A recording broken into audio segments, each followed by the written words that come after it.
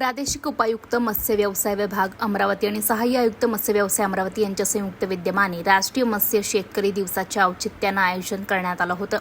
मत्स्य शेतकरी आणि ग्राहक मेळावा मत्स्य व्यावसायिक आणि मत्स्य व्यवसाय करू इच्छिणाऱ्यांसाठी मत्स्य व्यवसायातील विविध रोजगार संधी आणि त्यासाठी आवश्यक असणारी परिपूर्ण माहिती यासाठी एकदिवसीय मेळावा आयोजित करण्यात आला होता।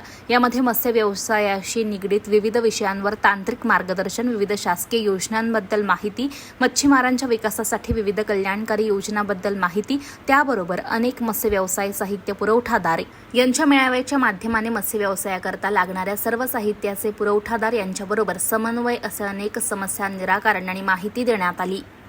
नमस्कार।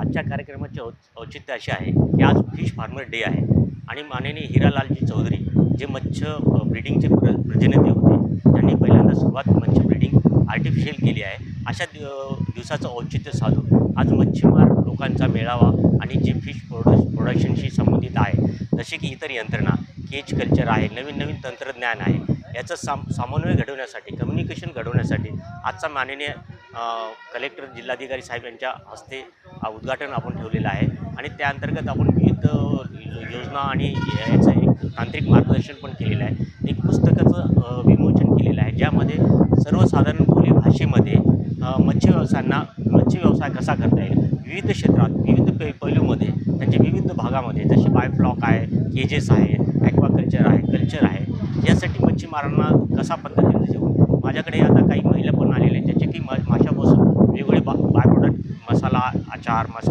माशापासून वेगळे पापड हे बनवणे, त्याचे जे बाय प्रोडक्ट आहे ते महिला मंडळ आहेत, त्यांना पण आपण बोलवलं आहे, त्यांचं पण स्टॉल आहे। तर या मेळाव्याचा उद्देश हा आहे की सर्वांना एकमेकाबद्दल कम्युनिकेशन होईल। मत्स्य व्यवसायामध्ये अशा मेळावे किंवा ह्या फार कमी याच्यात घेतल्या जातात, जसे की दुसऱ्या क्षेत्रात माननीय जिल्हाधिकारी साहेबांनी जसं सांगितलं, ॲग्रिकल्चर किंवा इतर क्षेत्रामध्ये या वारंवार होतात, परंतु मत्स्य व्यवसायामध्ये होत नाही। ही गोष्ट मी ठाणून विभागाचं एकत्रित करणं आवश्यक आहे असं मला वाटल्यामुळे मी विभागाच्या आणि त्यासाठी मला सहाय्यक आयुक्त अमरावती यांचं पण खूप मोलाचं सहकार्य लाभलं आणि त्यांच्या पण याच्याने त्यांनी बऱ्यापैकी अरेंजमेंट केलेली आहे।